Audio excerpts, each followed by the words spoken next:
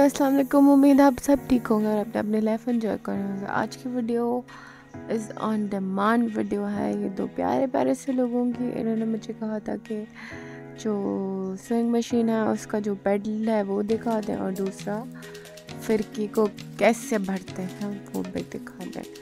So this is how the electric pedal look like of a swing machine.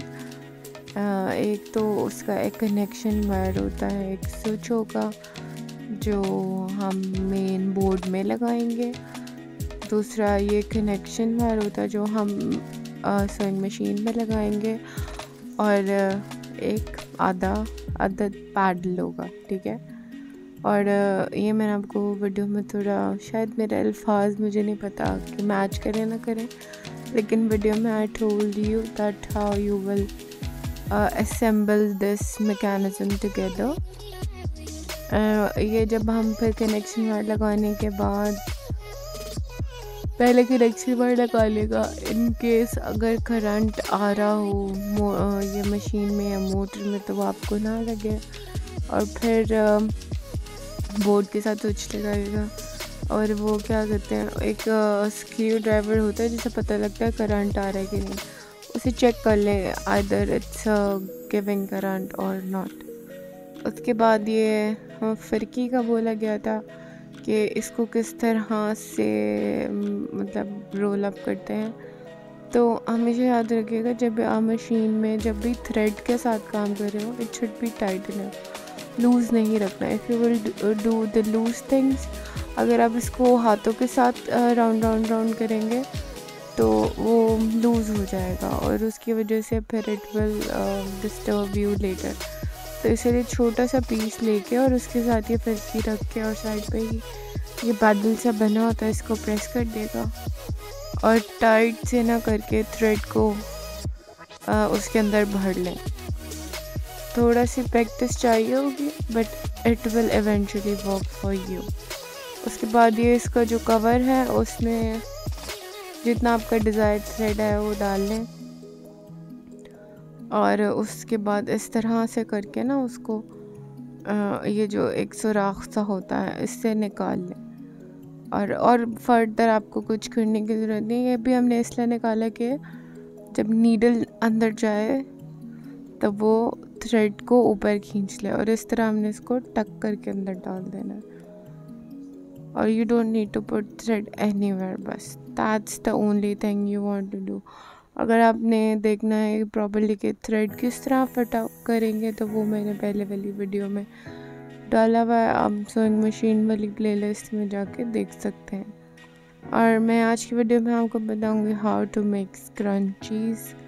तो ये मैंने जो कपड़ा लिया है it's around 3.5 inches in width और ये 54 के अराउंड इसकी लेंथ थी। जितना लंबा कपड़ा होगा स्क्रंची में उतनी ज़्यादा फोल्ड आएंगे और वो उतनी ज़्यादा प्यारी लगेगी।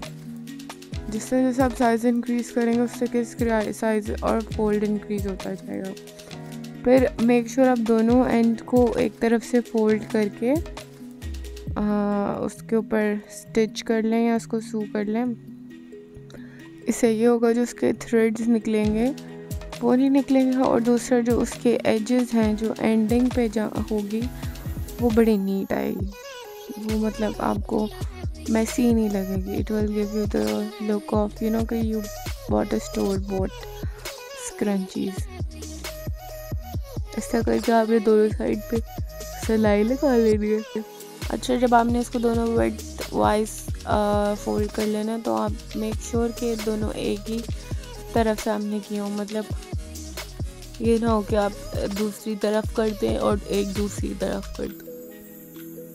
फिर ये करने के बाद आपने लेंथ वाइज इसको फोल्ड कर लेना और जो जो एक्स्ट्रा थ्रेड्स हैं उनको निकाल लिया करें। इससे ये तो है कि वो आपकी मशीन में नहीं फंसते, और दूसरा नीटनेस आती है। Neatness is the key.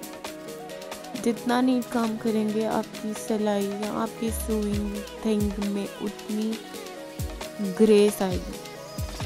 फिर इसको मैंने लेंथ वाइज ऐसे सिलाई कर लिया। As you can see on my other hand कि उससे मैं पैडल कर रही हूँ। मोस्टली लोग पाँव से करते हैं, बट आई थिंक कि मेरा पाँव पे कंट्रोल इतना अच्छा नहीं है, तो मैं इसलिए हाथ से ही करती हूँ। और मैंने इस वीडियो में आपको दिखा भी दिया। इसके ऊपर डस्ट पड़ी हुई है, तो सॉरी फॉर दैट, बट मैं इसको इसलिए भी गीले कपड़े से साफ़ नहीं करती कि इसके अंदर करंट चढ़ ना आ जाए, क्योंकि एक आधी दफ़ा मुझे इससे ही हैवी वाला पड़ा हुआ है। तो मेक श्योर जब आप इलेक्ट्रिसिटी से काम कर रहे हो तो ध्यान से काम करें, it's very very very important. और फिर इसी तरह मैंने दोनों साइड से उसको स्टिच कर लिया, और ये मैंने एक नहीं, मैंने काफ़ी ज़्यादा बनाई थी। तो इसी तरह हम जल्दी से बाकी सब के ऊपर भी स्टिचिंग कर लेंगे। ये मेरी पिक्चरिंग मशीन मूव करी थी।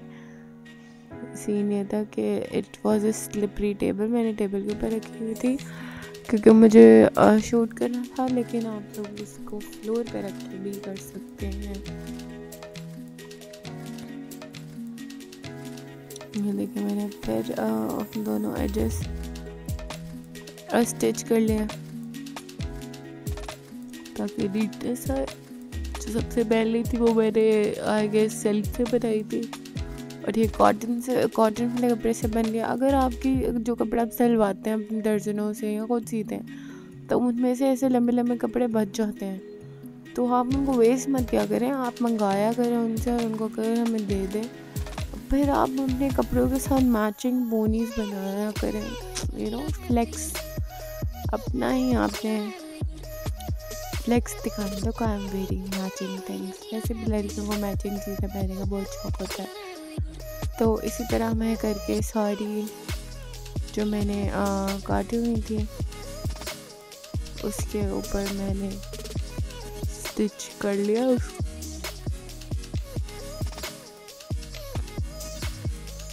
ये देखें, जो एक्स्ट्रा कपड़ा भी होता है ना, मतलब मैंने अगर आप ज़रूरी नहीं आप मेजरमेंट करें, पहले मैं मेजरमेंट करती थी, लेकिन अब मुझे इतना अंदाज़ा हो गया स्टिच करके कि मैं इसको बगैर स्टिचिंग के थ्रू आई पाकिस्तानी आए बॉल्स मैं बना लेती। एंड पे आपको देखने को भी मिलेगा। अगर मेरी आवाज़ या मैं जो भी हुआ है तो माजरत, अगर आपको थोड़ा इरिटेटिंग लगे तो। अच्छा, this is how I show you. एक ओपन पिन या सेफ्टी पिन लेके मैंने एक एंड पे उसको बांधा और इस तरह करके मैंने उनको स्ट्रेट कर लिया।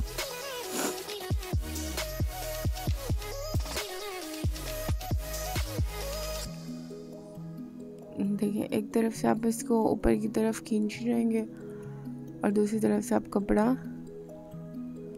निकाल लीजिएंगे और ये आसानी से निकल जाएगा।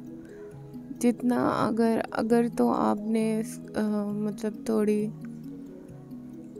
बड़ी बनाई है ना, फिर तो सही है, लेकिन अगर आपने सेफ्टी पिन से नहीं करना तो आप नीडल से भी कर सकते हैं कि आप एक टांका लगा के, मतलब एक छोटा सा क्रिस क्रॉस लगा के आप इसी तरह कपड़े को खींच सकते हैं दूसरे तक, तो वो सीधा हो जाएगा।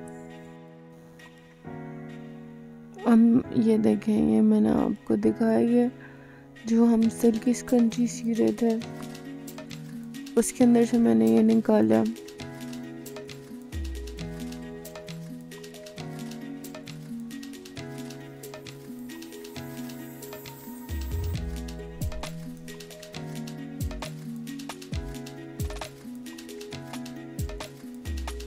ये देखिए कितनी आसानी से निकल आया, कोई हसल कोई फर्स्ट नहीं, आराम से हो गया। अब अगेन टेलिंग यू, मेरी स्कंजी की जो थी वो विड्थ वाइज वाज 3.5 इंचेस थी और लेंथ में आई टुक अराउंड 54। आप जितनी लंबी चाहें ले सकते हैं, it totally depends upon you, ठीक है। We are not producing it on commercial level, we are making for our own use. तो आपके पास जितना भी लंबा कपड़ा हो आप ले सकते हैं। Basically the flexibility of a scrunchie depends upon the elastic length. जो इलास्टिक लेंथ आप यूज़ कर रहे हैं उस पर डिपेंड करती है। तो जो आप इलास्टिक ले रहे हैं वो लंबा लिएगा। मैंने इसको एज सच मेजर नहीं किया था, अगर आप ले सकते हैं ये लोग, आप इसको 11-12 इंच ले लें, उससे ज़्यादा ले लें, मतलब देख लेना जितना भी आप लेना चाहते हैं उसको डबल करें और उसको स्ट्रेच करें। If you think it will fit on your hairs तो ठीक है, वरना आप थोड़े से और ले लें। और एक इन कपड़ों की बनी स्पंजेस का फ़ायदा ये होता है कि ये आपके बालों की टेक्सचर को डिस्ट्रॉय नहीं करती, आपके बालों में फंसती नहीं और आसानी से निकल आती है। और दूसरा यू डोंट फील लाइक आपने कोई बहुत बोझ लगाया हुआ। So that's why now even बड़े influencers and doctors research they recommend you to use the clothes one because they're more effective than the other ones। और ये मैंने सबसे जो छोटा इलास्टिक मिलता है साइज में वो यूज़ किया था, और फिर यूँ मैंने इसको इस तरह कवर करके एक एंड ऊपर लेके आके अब मैं इसको यहाँ से भी प्रॉपर्ली स्टिच कर दूँगी।